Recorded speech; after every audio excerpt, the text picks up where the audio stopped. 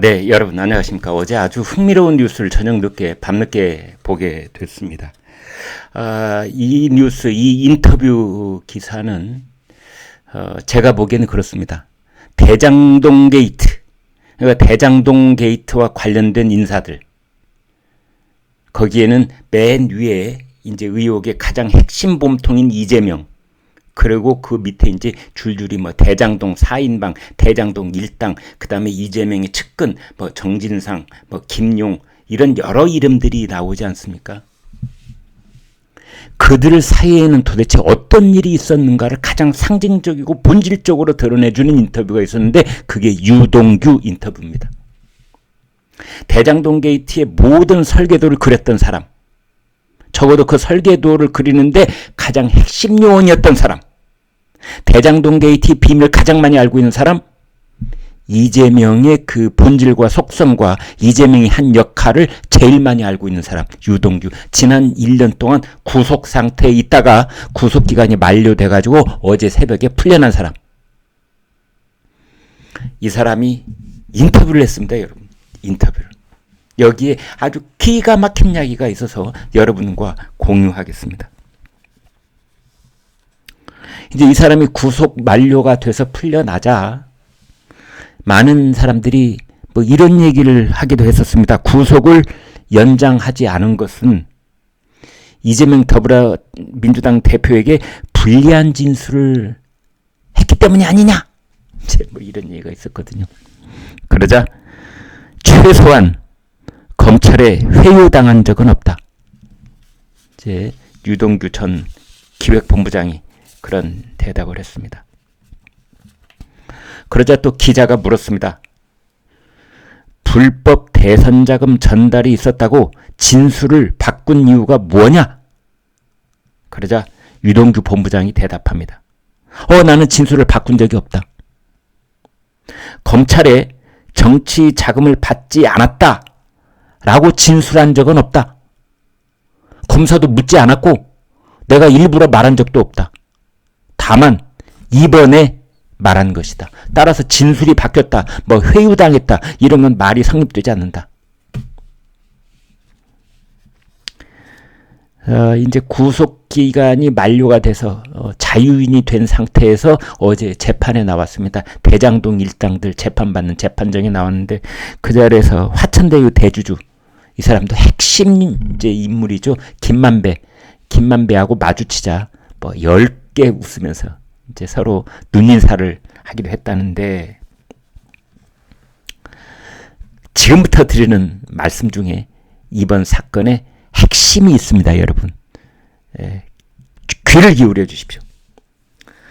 이제 기자가 묻습니다. 어떤 심경의 변화가 있었습니까? 그러자 유동규가 대답을 합니다. 심경 변화, 그런 게 아닙니다. 진실대로 가는 게 맞다고 생각했습니다.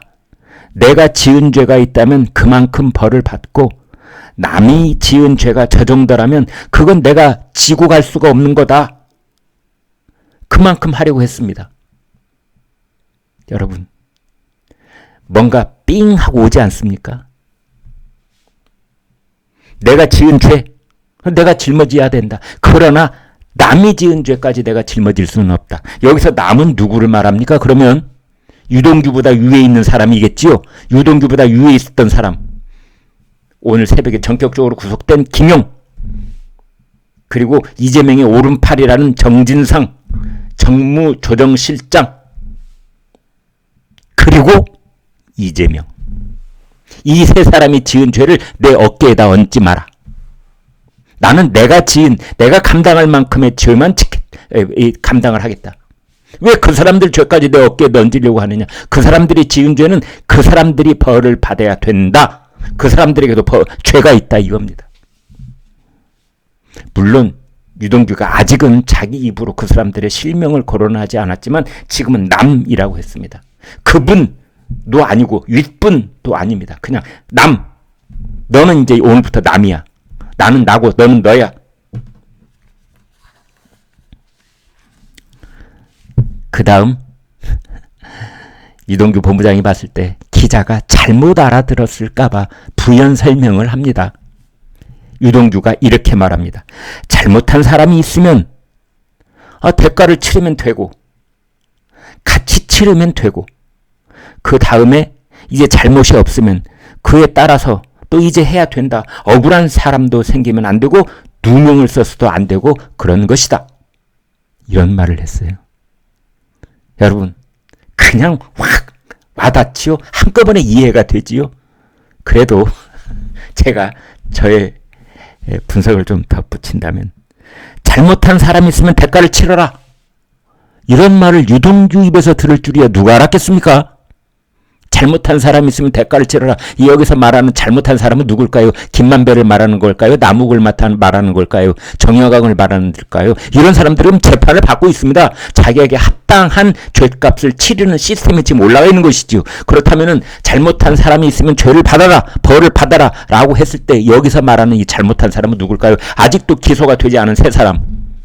김용, 정진상, 그리고 이재명을 가리키는 겁니다. 이재명 당신도 이제 재판받아야 돼요. 당신도 잘못한 사람이지 않소. 그런 뜻입니다. 대가를 치르되 같이 치르자. 같이 치르자라는 말을 합니다. 같이 치르자. 이건 무슨 뜻이냐? 우리 이번 일 함께 했지 않소. 대장동 게이트. 나도 알고 당신도 알고 그리고 여러 사람이 알고 있잖아. 우리가 손발을 몇 년 동안 맞추지 않으면 어떻게 이런 일이 가능했겠어. 그런데 감방을 나 혼자 가라고? 택도 없는 소리. 내가 감옥에 가기 전에 먼저 감방에 들어가서 앉아 있어야 될 사람은 당신이야. 그런 뜻입니다. 같이 치러야 된다. 죗값을 같이 치러야 된다.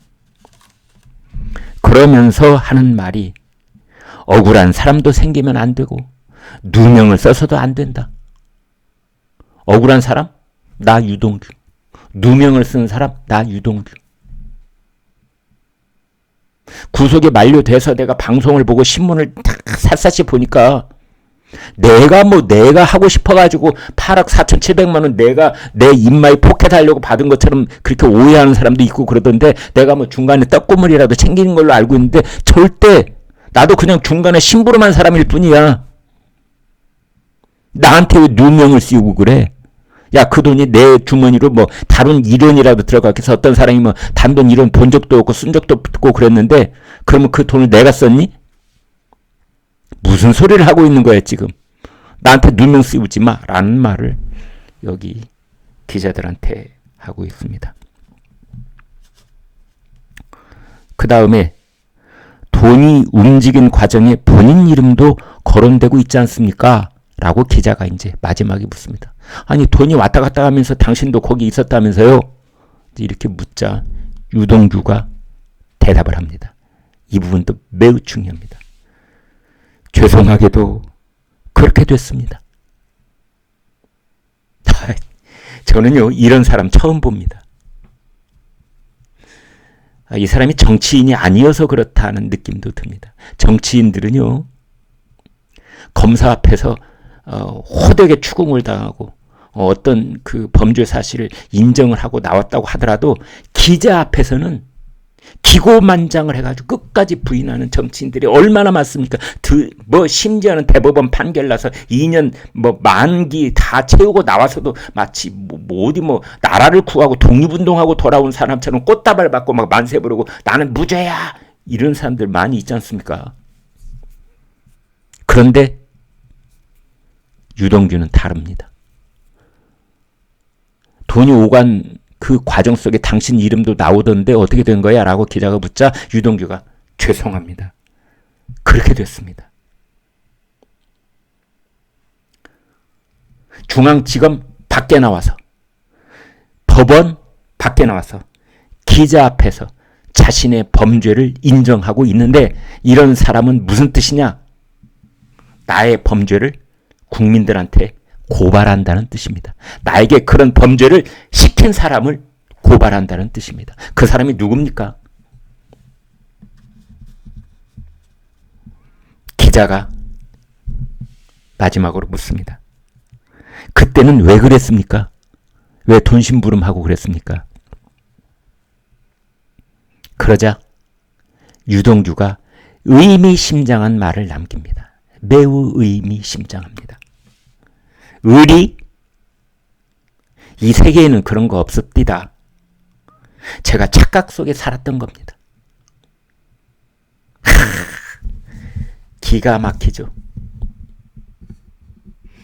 배신당한 조폭의 행동대장이 혼자만 몽땅 죄를 뒤집어 쓴 다음에 자기의 보스를 고발하는 말하고 비슷합니다. 유동규가 극단적인 선택을 하고 왜 구속되기 직전에 그리고 뭐 이재명이 측근하고 통화를 하고 그리고 이제 전격적으로 구속됐을 때 이재명이 뭐라고 했었냐면 배신감을 느낀다고 그랬어요. 배신감을 느낀다고. 나는 유동규 믿었는데 뭐? 이렇게 챙겼어? 이런 나쁜. 야, 나한테는 말도 안 했잖아. 아, 그래서 내가 배신감 느껴요, 국민 여러분. 이게 이제 이재명의 말이었거든요. 그 말을 듣고 있었던 유동규는 무슨 뜻이냐? 뭐라고라? 당신이 배신감이라고? 여보세요. 배신감은 지금 내가 느끼고 있어. 웃기는 소리 하고 있네. 당신이 배신감을 말해? 이겁니다. 내가 그렇게 내 인생을 바쳐서 당신을 위해서 굳은 일이든 옳은 일이든 불법적인 일이든 아니든 내가 다 불철주야로 뛰어다녔는데 뭐 나한테 배신감을 느낀다고? 참 인생이라는 게 그런 거구나. 정치판이라는 게 그런 거구나. 무상하다 무상해. 의리? 이 세계에는 그런 거 없습니다. 그 얘기를 지금 하고 있는 겁니다, 여러분.